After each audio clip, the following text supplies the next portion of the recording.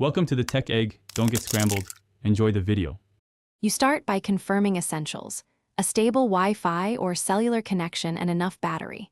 Once done, force stop the Play Store, then clear cache and app data to remove corrupt state.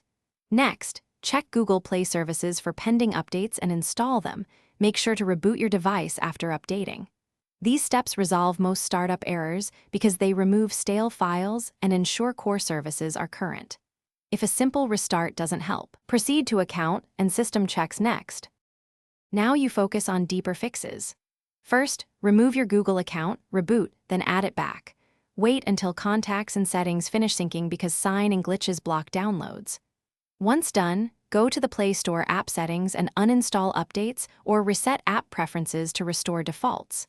If problems persist, boot into safe mode to see if a third-party app is the culprit. If Play Store works in safe mode, uninstall recent apps. Make sure to test downloads after each change. To finish, verify system date and time. Incorrect values can block Play Store connections. Then check DNS settings or any custom hosts file that might block Google domains. If nothing fixes it, back up your data and perform a factory reset. This clears persistent system corruption. After reset, sign in and test the Play Store before restoring everything. If you still see errors, note the exact error code or message and contact Google support or use their chat. Having the code speeds diagnosis and...